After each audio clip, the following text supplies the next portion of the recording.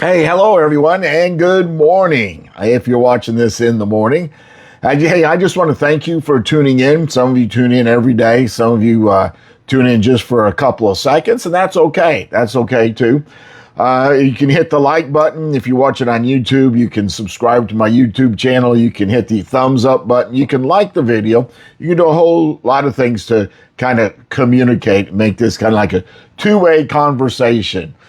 Even while we're going on, you can write some things in the comments if you are watching on our live on Facebook. We do this every day, Monday through Friday, about this time. We're running a little bit late this morning, but it's not late when it's about this time. So anyway, my name is Wes. I serve as the interim pastor at the First Baptist Church of Cutler, and this is Coffee with Wes.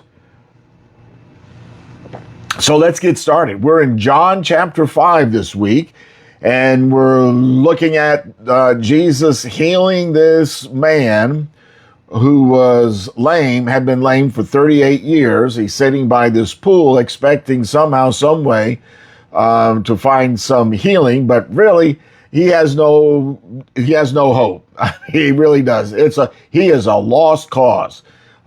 He's going through the motions, giving him something to do, but there's no way that he's going to be healed sitting by this pool of Bethesda. But anyway, Jesus comes up one day, asks him a very important question, very interesting question. Do you want to be healed? In other words, do you want to take on the responsibility and the privileges and the responsibilities of being one who becomes a part of society? And rather than answering the question, the man just kind of offers an excuse, doesn't really answer. But anyway, Jesus says to him, you're healed. You're healed. Pick up your mat and walk. And he, a very simple command, very powerful command. Verse 8, this is what Jesus says, stand up, pick up your mat and walk. And what does the man do? Well, he stands up. And that's a sign of faith. He starts to walk. He has faith. This man has faith in Jesus' power and authority. And you might say, well, that's no big deal. Jesus said he was healed and he gets up and he walks. But do you remember the first steps that you took? I mean, the man didn't know anything about walking at all. When you first started walking, you probably tried to walk and fell down, and you were very hesitant, very shy, very, needed the encouragement of all the people around you, had to have a prop that you could hold on to. Now, I don't know that for sure, but that's just the way it goes, right? When you don't going from not walking to walking is a major, it's a major feat. And that's what's going on here. This man who had never walked, and instead of offering excuses to Jesus like, well, I've never done this before, or how do I know? How can I be sure?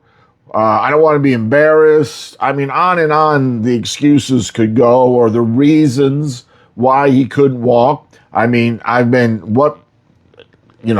have this physical condition, and so I can't walk.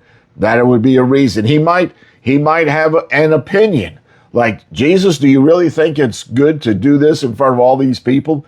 I don't know. But he doesn't offer any excuses. He doesn't give any reasons. He doesn't share any opinions as to why he couldn't walk or maybe even shouldn't walk. Instead, he obeyed Jesus and immediately started walking.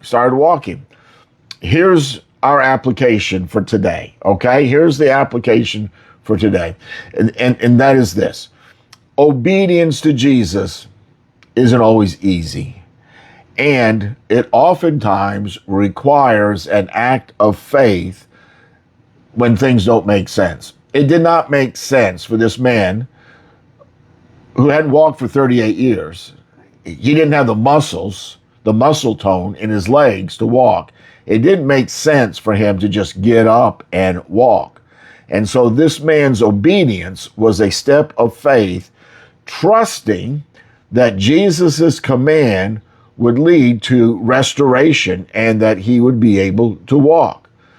Our own obedience to the Lord is a powerful testimony of the Lord's work in our lives.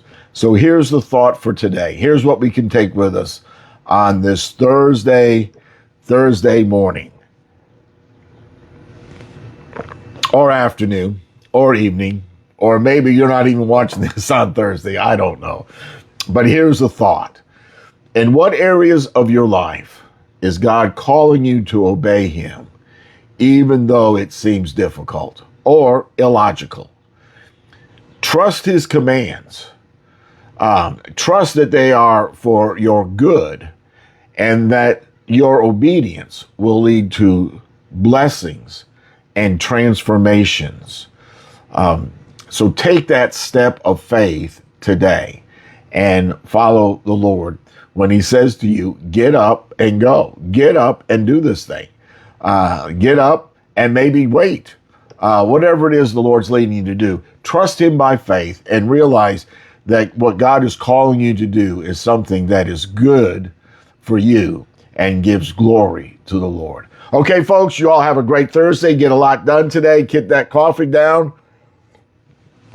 I actually thought it'd be a little bit more sunny today. It's supposed to get warm, almost 80 degrees, I think, but it sure doesn't look that. It's overcast and kind of muggy a little bit this morning, but it's going to be a great day.